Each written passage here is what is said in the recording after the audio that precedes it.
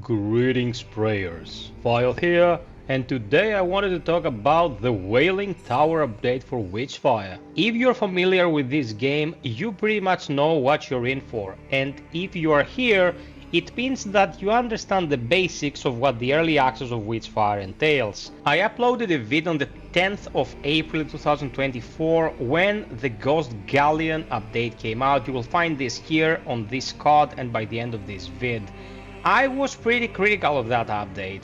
I was talking about how there was progress being done indeed, but it took them 6 months to bring too little into the game and still asking for a price that was quite high without any significant sale going on. There simply wasn't enough meat on the bones of this game that I love to death, by the way, to warrant a purchase back then. I'm happy to report that this time I will be much less critical, but I would like to still break everything down.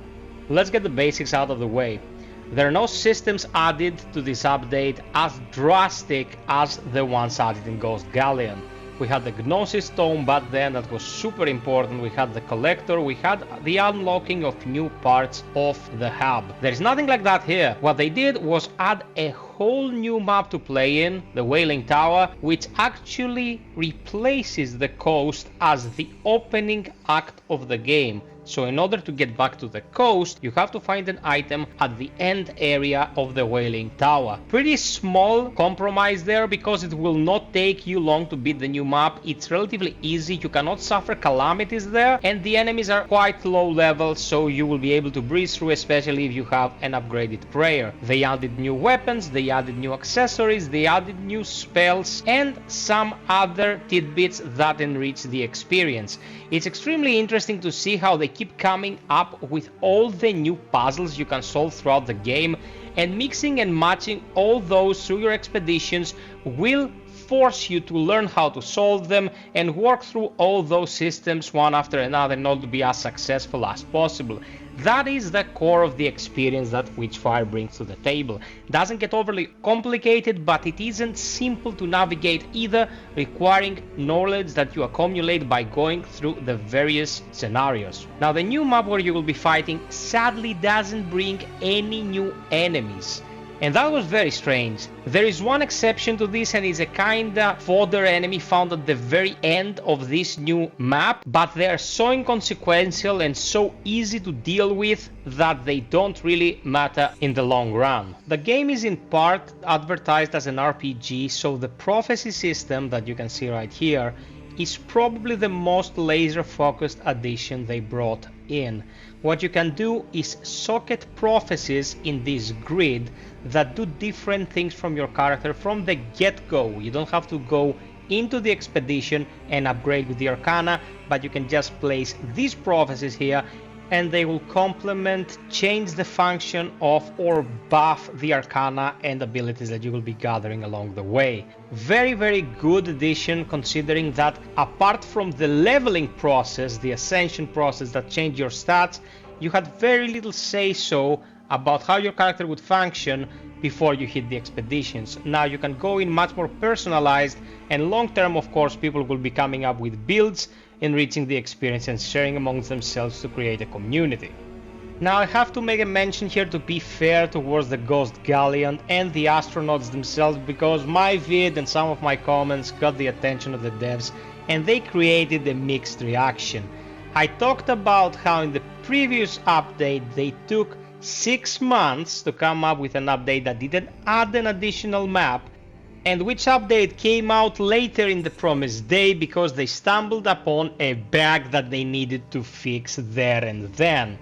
Now, 5 months plus a few days have passed, so we're not looking at such a different timetable when it comes to the length, but the content here is more substantial. I'm gonna put it like that, because you have a new map, changes the scenery 100%, and it's very, very well crafted.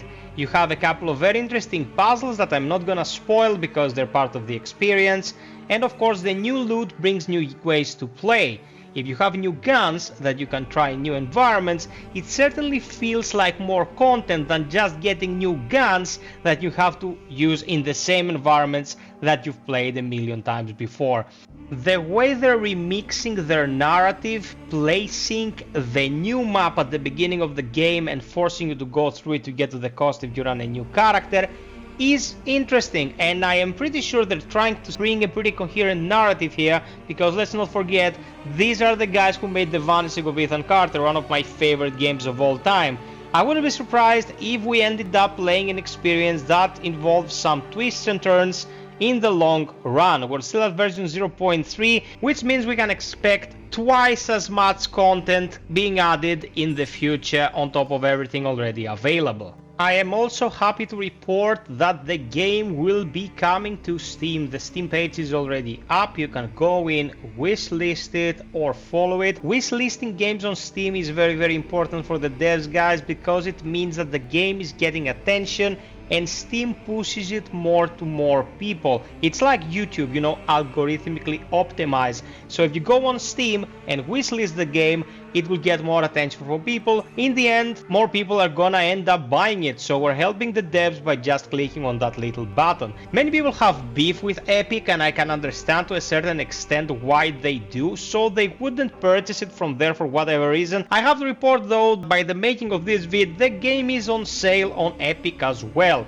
Gotta be fair here. So if you found what we just watched interesting, you can go on Epic, get the game from there, support the devs, and if you like it that much, you can then go to Steam and get it from there as well, because at this price, getting it twice is pretty much the same as getting a AAA game at any given moment. Last but not least, I want to touch upon the performance a bit. As with the previous patches, the game runs really well. I'm running it here with everything maxed, 1440p on a pretty competent rig, but you can make very small sacrifices to get very nice fidelity.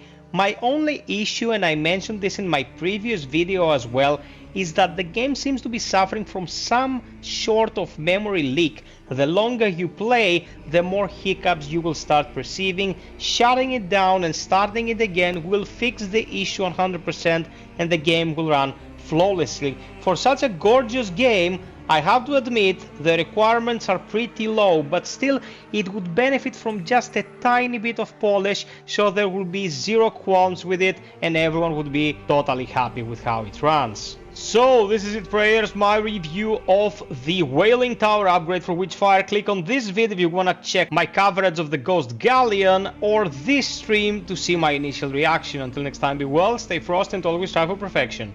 Cheers!